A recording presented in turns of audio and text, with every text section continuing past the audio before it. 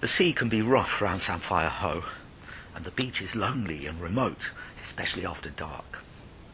Hundreds of years ago, it was the perfect place for smugglers. They could bring their boats in, filled with brandy or whiskey or tobacco, take it out, hide it in holes in the cliff, sell it on cheap, pay no tax. But it's a dangerous game to play, because wherever there's a smuggler on the wrong side of the law, there's an excise man trying to catch him. And sometimes there's a shout, a chase, a desperate struggle. Let me tell you about something that happened 200 years ago.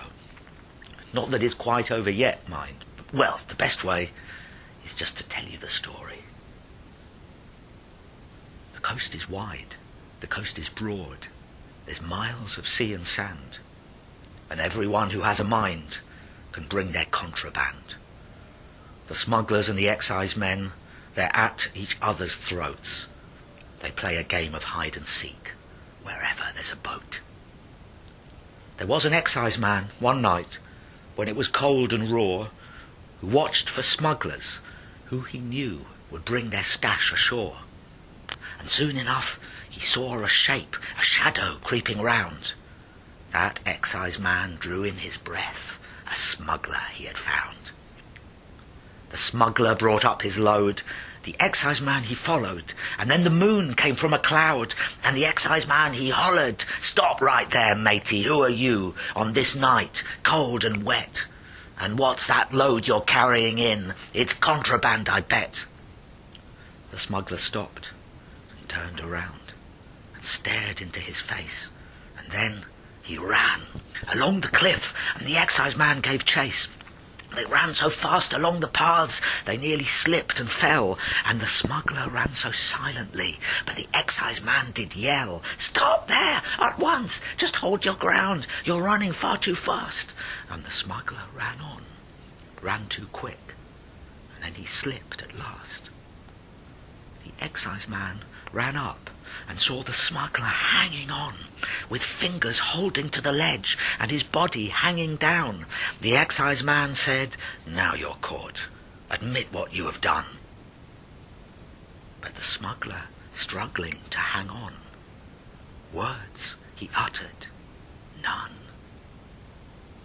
The excise man stepped up and pressed his feet upon his hand.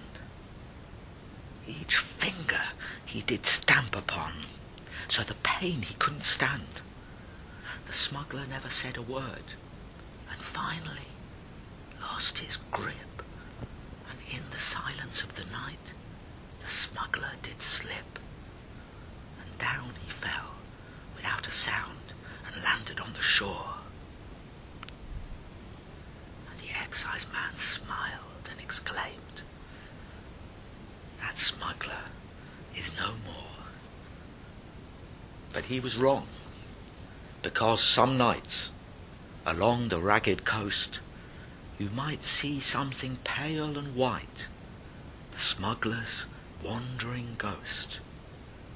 And if you look more closely, and I'm sure you'll understand, the ghost will stop and look at you and hold up two great hands. His hands will spread and grow until they're wide and broad, to show the wicked way he died. He will not be ignored.